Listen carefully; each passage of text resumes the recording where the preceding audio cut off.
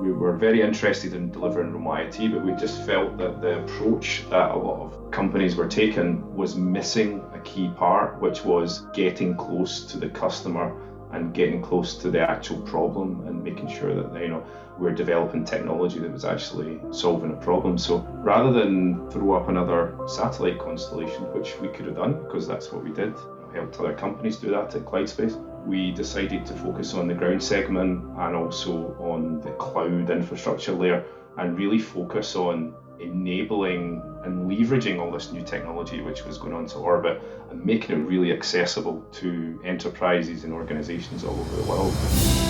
Welcome to the Space Capital Podcast. I'm your host, Chad Anderson, founder and managing partner at Space Capital, a seed-stage venture capital firm investing in the space economy. We're actively investing out of our third fund with $100 million under management. You can find us on social media at Space Capital. In this podcast, we explore what's happening at the cutting edge of the entrepreneurial space age and speak to the founders and innovators at the forefront. This is the Space Capital Podcast, and today we're speaking with Allan Cannon, founder and CEO of R3 IoT, a Scotland-based company which combines satellite and cell technology to deliver mission-critical communication services to several different industries. One of the key investment themes for us at Space Capital is applications in the satellite communications stack, and R3 is leveraging the billions of dollars of investment in new SATCOM infrastructure by players like OneWeb and SpaceX. We led the company's seed round earlier this year, and we're incredibly excited about what R3 is building. Allan has experience delivering complex defense and aerospace systems. Prior to founding R3, he led the spacecraft operations, design, and mission analysis as the head of missions at CloudSpace. Before that, Allan was with European missile systems company MBDA for close to 11 years as the principal engineer. Allan has a master's degree in high-power radio frequency science and engineering from the University of Strathclyde and an engineering doctorate from the University of Bristol. And all of this makes him uniquely qualified to help us understand the opportunity and the need for mission-critical IoT. Allan, it's great to have you on the show. Thanks for joining us. Great to be on, Chad. Thank you for the opportunity. So first off, is there anything else that you'd like to add to your intro that the audience should know about you? Keen rugby coach, rugby player, keen cyclist. I love to take the analogy from kind of high-performance teams in sport and apply that into business context. But yeah, you got me spot on in terms of experience. That's great. Very, very Scottish activities, cycling and rugby. Yeah, absolutely. Absolutely. Great. What made you want to start R3 IoT? What was the pain point in the market that you identified? Well, I guess we were made aware of the challenge of moving data from kind of remote areas at our times, myself and Kevin, my business partner, co-founder, while we were working at CloudSpace or AEC Cloud. And what we were seeing a lot of businesses, startups specifically, building the infrastructure layer of the space segment. Lots of investment, lots of investor money going into the space side. And we realized that there was a lot of activity, which meant that there was a couple of bits in the value chain which wasn't necessarily being serviced. And we decided that we were very interested in delivering remote IoT, but we just felt that the approach that a lot of companies were taking was missing a key part, which was getting close to the customer and getting close to the actual problem and making sure that we're developing technology that was actually solving a problem. So rather than throw up another satellite constellation, which we could have done because that's what we did, helped other companies do that at CloudSpace, we decided to focus on the ground segment and also on the cloud infrastructure layer and really focus on enabling and leveraging all this new technology which was going onto orbit and making it really accessible to enterprises and organizations all over the world.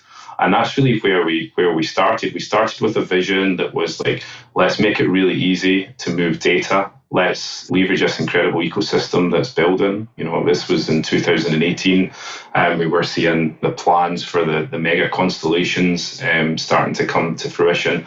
It came a lot quicker than we expected, but it was fantastic to see. We saw a lot of activity in the tech stack in terms of the really interesting developments on antennas, and then obviously all the incredible work that's been going on in the data analytics side of things. And really what we wanted to do was really bring all that together and make it really easy for customers then to extract the value and get the insight from this data. So you're mission critical IoT. So your customers, your potential customers, are in need of data, and many of them are in remote locations, or what? Yeah, absolutely. Yeah. So our kind of, I would say, like, our key customers are customers that they essentially have distributed assets across large geographic areas. And what that means for them from an operational perspective is that they have essentially an operational burden. They have to send people to collect data, into rural areas where there's no connectivity.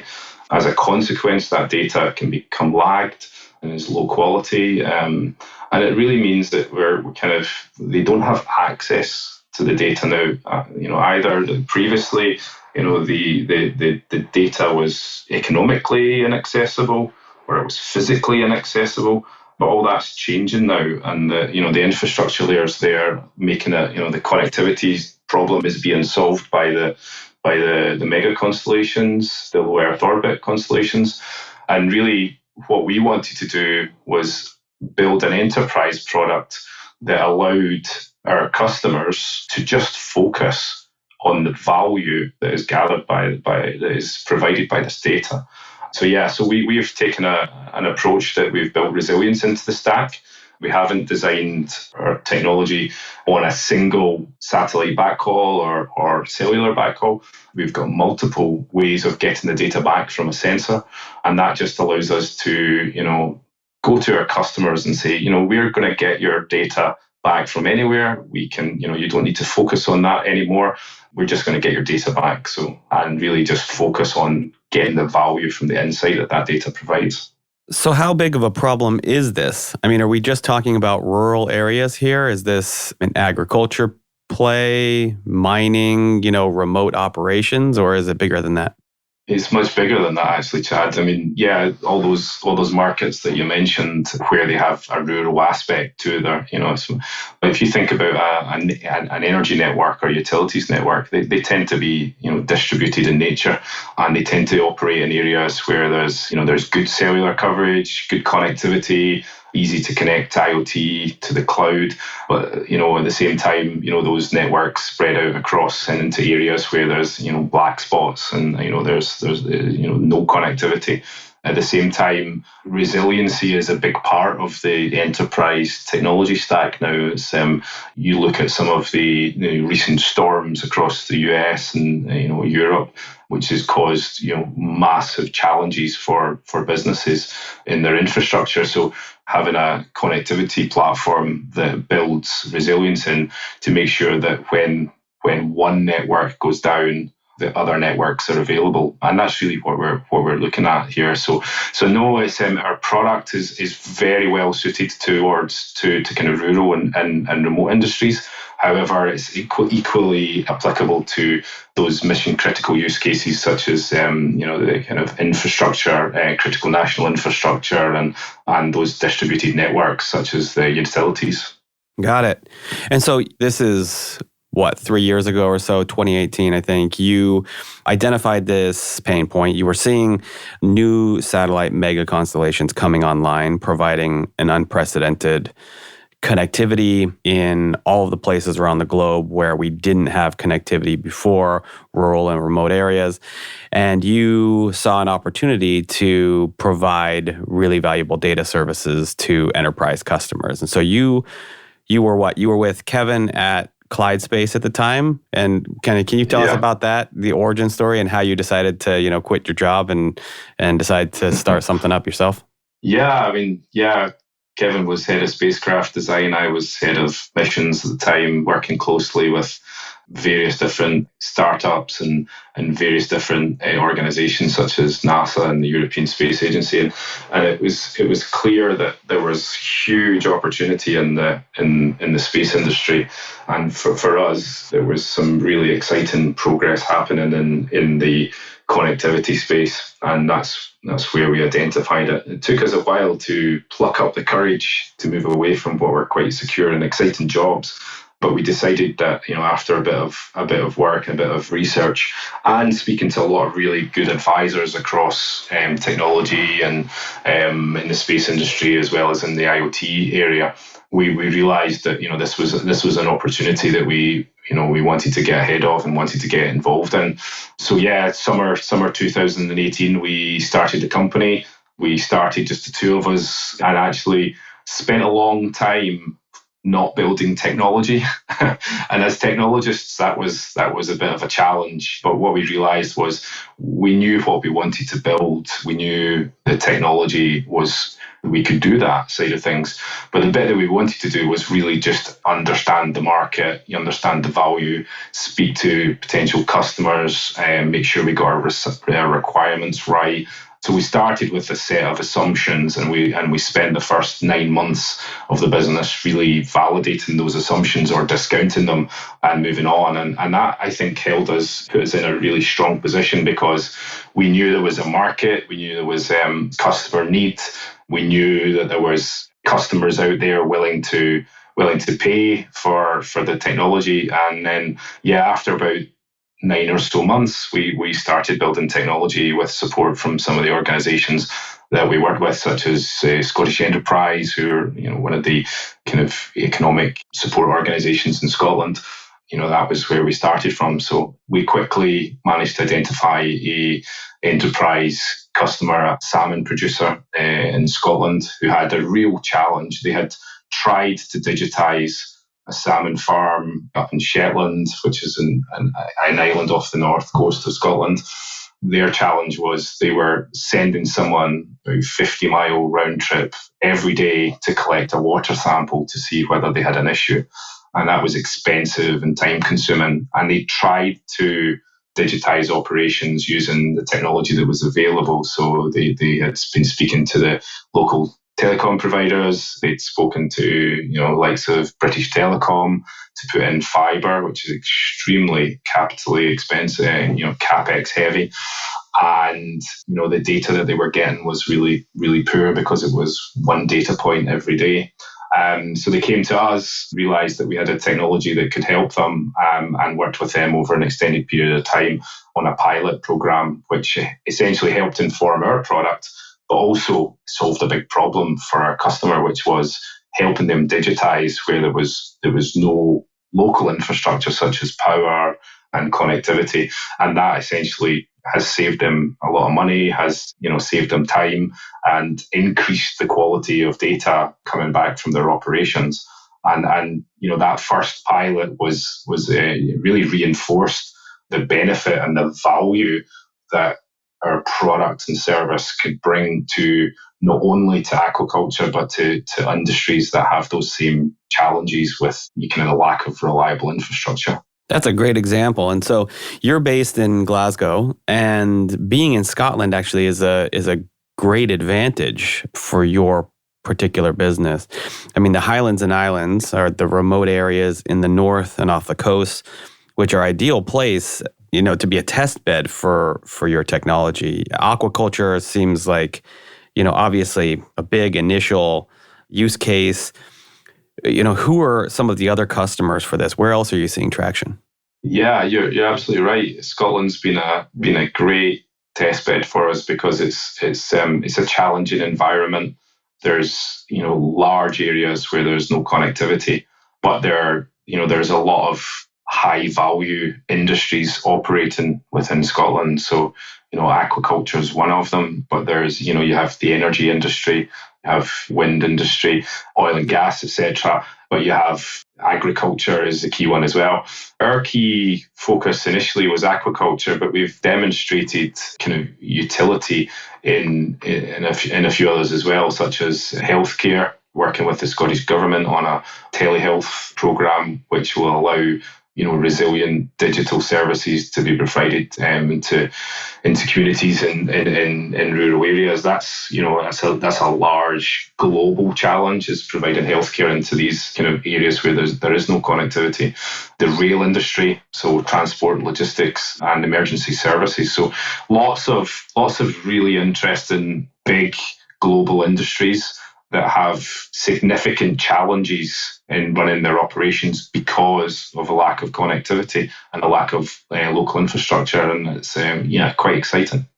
That's great. And so interesting to see all the different use cases for this and potential industry for this. Something else that I find really fascinating is, as consumers of internet and bandwidth, it may be intuitive to us, but consumers and enterprises are hungry for data. I mean, up until this point, enterprises have had to throttle their data usage based on the limitations of SATCOM providers. But that's all really changing with these new low Earth orbit constellations that are coming online. And you have seen recently, I mean, you started off with very low data types of applications, right? Sensors that are providing some pretty basic data, which coming from a baseline of 0 was a big step up. But you're noticing also that with your customers, that if you provide them more capacity and bandwidth, that they will gladly use it, right? Absolutely, yeah. It's been an interesting kind of, once that connectivity challenge is solved, then there are so many different ways in which companies can then start to apply that technology. So we see our platform as an innovation platform, and what we've seen is, once you make that data available to customers, they just want more. So they realize, we start with a single sensor or a couple of sensors that are given really interesting insight into their platform. Key for us was to really focus on those high impact parameters that a company might need. In aquaculture, it's oxygen and temperature, which are big environmental factors that can affect the well-being of the fish. So yeah, you take those two parameters initially, low amounts of data, utilizing some more traditional SATCOM technology, and then quite quickly they're asking for, could you provide us with more sensors? Could you link up more parts of our farm? And then they start to say, well, actually, we'd really like some video feeds here. We'd really like some more data to feed to the cloud, so we can push it into do some more kind of machine learning on the data. So yeah, we see that again and again over various different industries, where customers start with a few low bandwidth type parameters, and then quite quickly asking for, now that you can do that, could you give me some more? Could you give me video? Could you give me some others? So it's exciting that the technology is thereabouts to be able to provide those types of services and more value for our customers. I think that's the key bit. Fascinating. And so you've got massive industries, some that you mentioned: aquaculture, energy, environmental monitoring, telemedicine, rural health, and utilities. And then all of them are showing an interest and a need for more and more bandwidth. So you've got a massive market to start with, and it seems like it's growing pretty quickly. A lot of untapped potential there. I mean, how do you think about the market potential for what you do? I think it's huge. And I think, given that there's a large proportion of the planet that doesn't have connectivity in its traditional sense, in terms of, fixed infrastructure, cell towers, mobile connectivity, and the associated power infrastructure. And I think that's a key part of this as well, is that our system is able to run completely off grid. We designed the system like a satellite on the ground, and we don't want to be sending people to, update the data, and traditionally, where there's no connectivity, there's no power infrastructure either. So we're seeing a huge need, because the opportunity is huge. And if you just think about that in terms of global scale, you don't need to go very far outside of a city or a metropolitan area to get a, black spot or no mobile connectivity. So I think that's the exciting bit, and there's lots of businesses that can benefit from our tech. Yeah, the the dark areas are a lot bigger than people think, right? You don't have, like you said, you don't have to go far outside of city centers to run into dark spots. Can we talk a little bit more about the technology? So Absolutely. interesting to hear you say that you designed this as a satellite on the ground. Can you tell us about the technology stack? What is your actual? You've got a hardware product and a software product, and how satellites fit into that? Yeah, no, absolutely. Yeah, so essentially we have what we call the smart gateway, so the R3 cell, and that allows us to collect IoT data, aggregate that data, do some edge processing. We've got some advanced power management on there, and also some intelligence in there to allow us to choose which backhaul that we send the data over. That's basically a box with some sensors in it. Yeah, so that box essentially is like a really smart computer with some radios on it that allows us to connect to a variety of different sensors, which would be out in the field. And we also have some satellite radios in there as well, satellite modems, that allow us to send that data over satellite. And, we can send the data over cellular, we can send the data if it's available. It tends not to be in some of the rural areas, but we can send over satellite, over geostationary satellite or low Earth orbit, over a variety of different frequencies. And then that data arrives on the cloud in our R3 cloud infrastructure, which allows us to do things like device registration of the sensors, allows us to do security management, which is a huge part of tapping into the enterprise market, is making sure that the system is secure. Allows us to store the data.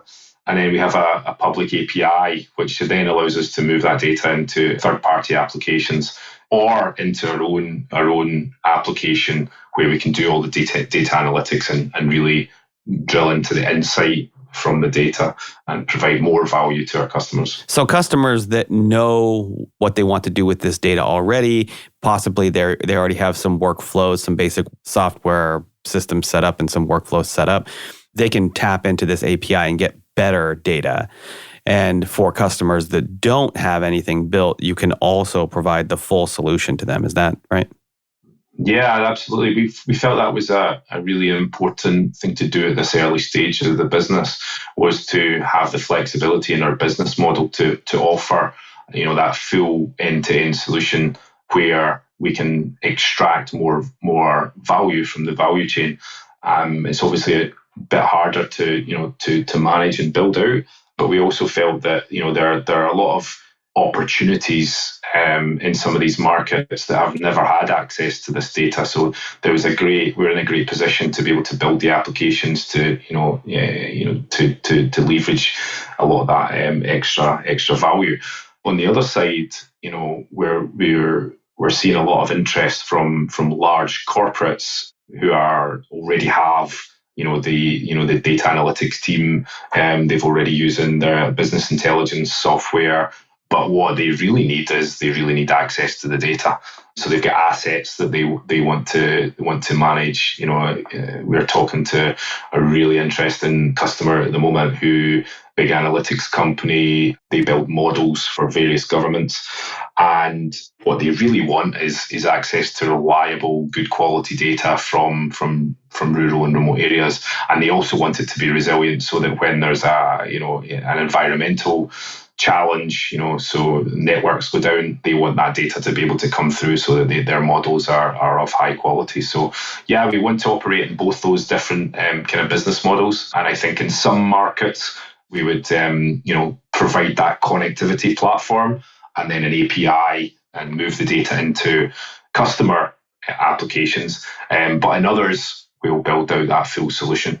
Great. And then so satellites are really, they're the connectivity, they're the backhaul for you, which is allowing sort of these data silos to connect to the internet and the cloud.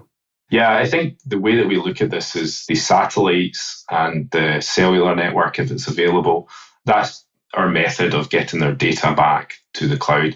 We're trying to be agnostic on that side. So when we're having conversations with our customers, they tend not to need to know about we want to take the conversation away from the technology, really. And up until this point, satellite's been an expensive, there's a perception that satellite is expensive, and we all know that that's now changing and it's exciting. But we want to just make sure that the customer can focus on that end value that they get from their data, and really take the conversation away from it. So we look at this as like, we've got a magic box. We place this on your site, and it's going to save you money, and it's going to reduce your risk, and it's going to allow you to increase your productivity. And if we can achieve that, we're definitely onto a winner. I love it. Okay, so who else is doing this? We're tracking 10 competitors in IoT communications, 9 of which were founded within the last 6 years. As a group, they've raised $9 billion and are collectively valued well north of that. It's difficult to get a lot of data on these companies. A lot of them are new. One of them is publicly traded, global star. How are you thinking about the competitive landscape? Yeah, we also track some of our competitors, but I think some of those competitors potentially could become partners going forward as well. So, we're as I said, some of them are building satellite IoT constellations, or focusing on the space segment. Some of them are looking for ways in which to dive deeper into the value chain. So I think that we see a lot of the current, certainly space IoT players as potential future partners. And I think the key for us is that to remain agnostic on that side, to allow us to watch the space race play out on that side, because essentially it's like there's some of these space IoT companies, they're going to be absorbed by other larger organizations. And I think that, from our perspective, we'll partner with the ones that are the best technology and the best suited for our customers. It makes perfect sense. So in terms of your business model, how are you making money? Customers can tap into your API. You're selling a full software suite. Are you selling the hardware alone? How do you make money? Yeah, we're selling this as a service, software as a service, essentially. Although we have a hardware component, it's really just an enabler. So in some cases, we'll essentially move everything into the service side of the business. So we charge a quarterly fee or yearly fee, and the idea being that the product becomes really sticky, and we can really integrate the service into customer workflows, and meaning that we can build kind of long-term value with our customers. So yeah, it's a service model. That's definitely where we're going to be sticking, I think. Do you think that service model is your greatest competitive advantage? Or, given that others are focused more on the product and the technology and the hardware, or is it something else? Yeah, I think it's a combination of that, Chad, as well as the fact that our system is highly resilient. So our platform is really an enterprise grade platform. We're not selling a low cost IoT sensor. We're not selling a low cost IoT service that can move data every other day, and give customers kind of weekly updates on a sensor. What we're building is the stack that allows enterprises to have that kind of near real-time insight into their data. So it's a high value product, highly resilient, and integrating really seamlessly into customer workflows. Got it. Perfect. And I guess the key thing there is it's making it easier for enterprises to deploy IoT solutions across their asset pool. Got it. So it really comes down to execution, which is kind of what I wanted to ask about next. I wanted to talk about the team a little bit. I mean, you and Kevin are first-time founders, but you've surrounded yourselves with some pretty experienced folks on the board as advisors, which is really great to see. What can you tell us about the team and those who are supporting you? Yeah, we've been able to assemble a really quality team, and I think that it was a recognition when we started the business that we're only going to be as successful as the people that we are able to surround ourselves in. As you said, we are first time founders, And therefore, we had a lot of learning to do. We still have a lot of learning to do. And we wanted to make sure that the advisors and the board members, our investors, all brought something to our business. So we've got the likes of yourself from the space side of things. We've also got Ryan Johnson, who's ex-Planet. We've got Nathan Kuntz from Kymeta. And others. Lauren Paddleford, who was the general manager at Shopify. So we've got some really good people around us, which has helped us navigate and actually think a lot bigger about our business. We graduated from Creative Destruction Lab, as you know, Chad, and we were exposed to, I guess, a thinking about our business in a slightly bigger way than we had been, which was fantastic. And I think they really appreciated that when someone like Lauren Paddleford from Shopify says, you guys have got a great business, this could be massive. It started to really validate a lot of our assumptions that we had about the business and started to get us to believe that, we could build this global multi-billion-dollar business. Yeah, he was chief revenue officer, and he's looking at your business and saying, I see a lot of similarities between R3 IoT and Shopify. That's a big vote of confidence. Absolutely. So how big is the team now? Start of the pandemic, there was 5 of us, and now we're up about 23. So we've got quite a lot of jobs open at the moment. So we're bringing in some quality people into the team. We've just formed our senior executive board. We've brought in a VP sales, VP ops, and the team, got a lot of high quality people in the team that are going to, really grow in with the team as well. We can see how that's going to play out over the course of the next year. The phase of the business that we're going into now is really this commercial ramp up. So over the course of 2022, we're building a revenue base through our commercial product, growing the capability in the team across both sales and business and marketing, as well as bringing in more capability on the engineering side. So it's exciting. It's been a fantastic journey so far, and I'm really excited about bringing in more expertise over the course of the next year. Great. So, and in terms of what next, you've got a new version of the product coming out. You're also thinking about expanding the business to other geographies. What can we look forward to from R3 IoT? Yeah, I think it's execution, Chad. I think that's the key. Is we've got a very well-defined strategy in terms of the types of markets that we're going after, and those markets are global. So we'll be, it looks like our first markets that we'll be entering will be, North America, Canada. We do have some opportunities in Scandinavia as well through aquaculture. So yeah, it's a lot of growth, hopefully. Great. So how can listeners learn more about R3 IoT? We've got our new website, which should be kicking in the next quarter. Keep in touch through our various different channels. But yeah, I think if listeners are interested in seeing us, feel free to connect with me on LinkedIn, and happy to chat. Great. Allan, it's been great to have you. Thanks for coming on the show. Thanks very much, Chad. It's been a pleasure. Love the opportunity. Love chatting. Thank you. Thanks for tuning into the Space Capital Podcast. If you enjoyed this episode, please leave us a review and subscribe to make sure you never miss an episode.